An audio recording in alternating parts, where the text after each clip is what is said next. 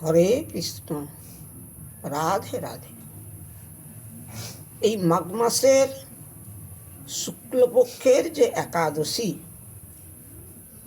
এই একাদশীর নাম জয়া একাদশী।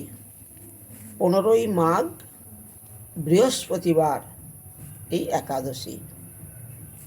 পদ্মপুরাণে যুধিষ্ঠির কৃষ্ণ বার্তা রূপেতে ব্যাখানে রাজা যুধিষ্ঠির ভগবান শ্রীকৃষ্ণকে জিজ্ঞাসা করছে, এই মাঘ মাসের শুক্লপক্ষের যে একাদশী, এই একাদশীর নাম কি, এই একাদশীর গুণ কি? স্বয়ং ভগবান শ্রীকৃষ্ণ বলছেন, এই একাদশীর নাম জয়া একাদশী। এই একাদশী করলে সর্ব পাপ হতে মুক্ত পাওয়া যায়। এবং এই একাদশীর আরেকটি নাম ভীম একাদশী, ব্রতের শ্রেষ্ঠ একাদশী। একদিন দেবতাদের রাজা ইন্দ্র গন্ধর্ব কন্যাদের নৃত্য সংকীর্তন বসে বসে দর্শন করছে। তেমন সময় চিত্রসেন নামক গন্ধর্বের পুত্র পুষ্পবান, তার পুত্র মাল্যবান, তিনিও নৃত্য করছিলেন। তেমন সময় গন্ধর্বের এক কন্যার দিকে দর্শন করতে করতে তার তাল ভঙ্গ হয়ে যায়।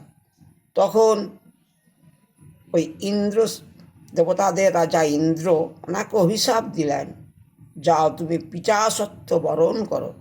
সঙ্গে সঙ্গে ওই পুষ্পবান এবং সেই গন্ধর্বের কন্যার নাম পুষ্পবতী, ওনারা সঙ্গে সঙ্গে পিশাচত্ব গ্রহণ করল। ওইখান থেকে সেই পর্বতে বাস করে ওরা। কিছুদিন এইভাবে থাকার পর একদিন দৈবযোগে এই মাঘ মাসের শুক্লপক্ষের একাদশী ওরা সারাদিন সারা রাত অনিদ্রায় রইল। পরের দিন ওরা সর্বপিশাচ হতে মুক্ত হয়ে ইন্দ্রলোকে যে যখন পৌঁছালেন, দেবতাদের রাজা বলছে, তোমরা পিশাচত্ব থেকে মুক্ত হলে কিভাবে?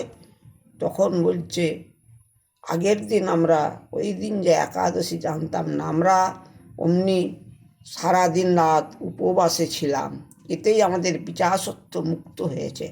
তখন ওই দেবতাদের রাজা ওই পুষ্পবান এবং পুষ্পবতীকে, মাল্যবান এবং পুষ্পবতীকে প্রণাম করছে।